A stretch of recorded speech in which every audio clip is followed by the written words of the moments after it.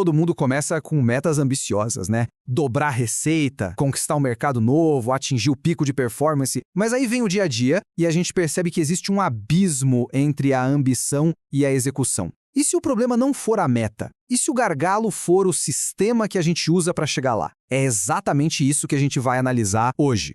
Essa frase, olha, ela vira o jogo.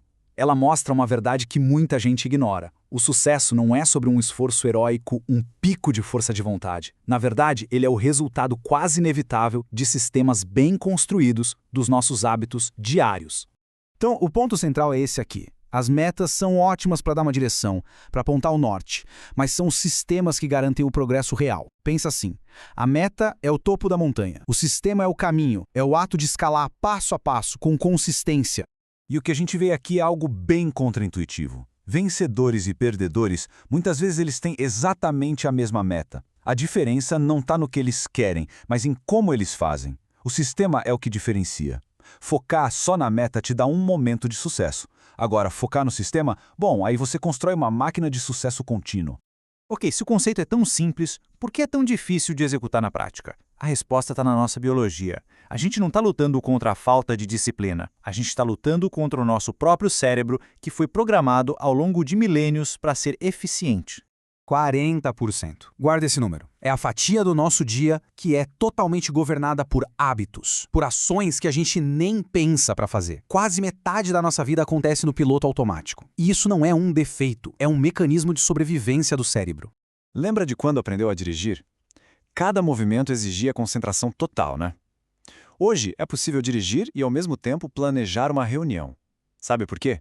Porque o cérebro delegou a tarefa de dirigir para uma área chamada gânglios basais. É como um disco rígido de hábitos que automatiza tudo para economizar nossa energia mental. E entender essa automação toda nos leva ao motivo pelo qual tanta gente desiste no meio do caminho. A expectativa de um resultado imediato, linear. Mas a realidade da mudança, ela é bem diferente. Esse gráfico mostra perfeitamente o que é o vale da desilusão.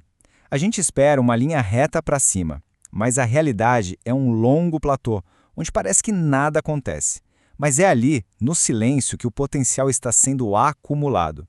Esse é o ponto mais crítico, onde a maioria joga a toalha, um pouco antes do resultado começar a aparecer de forma exponencial. E pode esquecer aquela história de 21 dias, isso é um mito. A ciência mostra que, na média, um novo comportamento leva 66 dias para se tornar automático. E se a gente está falando de mudanças mais profundas, de mentalidade mesmo, como parar de reclamar, por exemplo, aí o prazo sobe para 6, 7 meses de prática consistente. Então, a grande pergunta é: como é que se atravessa esse vale e consolida a mudança de vez?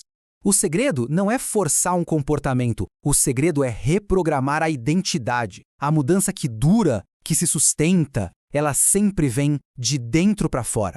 E para fazer isso, a gente precisa entender a mecânica por trás dos hábitos. Todo santo hábito, seja ele bom ou ruim, segue esse ciclo neurológico de 4 passos. Tem um gatilho que dispara um desejo, esse desejo motiva uma resposta e a resposta entrega uma recompensa. Entender esse loop é o primeiro passo para assumir o controle da situação. E aqui está a ideia mais poderosa de todas. Cada pequena ação do dia é como um voto na pessoa que estamos nos tornando. Quando se escolhe ir treinar em vez de ficar no sofá, não é só sobre o exercício. É um voto na identidade de pessoa disciplinada. Os nossos hábitos, no fim das contas, constroem quem nós somos. E quando aquele padrão antigo tentar voltar, a procrastinação, a reclamação, o que for, o comando mental precisa ser imediato. É preciso verbalizar: eu não sou mais essa pessoa. É uma declaração de identidade, que age como um interruptor, quebrando o piloto automático. Certo, agora vamos para a tática pura. Como dar o primeiro passo numa grande mudança? Com a regra mais simples e eficaz que existe para quebrar a inércia. A barreira de entrada para um novo hábito tem que ser ridiculamente baixa. Qualquer hábito, por maior que seja, pode ser reduzido a uma versão de 2 minutos. O objetivo aqui não é o resultado final no primeiro dia. O objetivo é tornar o ato de começar tão fácil que seja impossível dizer não.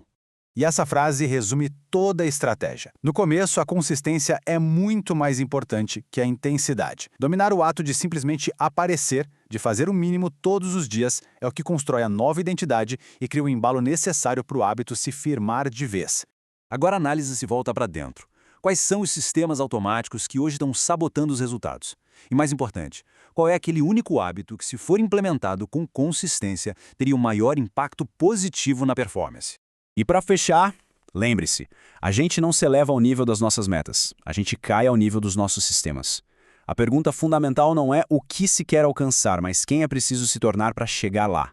A verdadeira alta performance sempre, sempre começa de dentro para fora.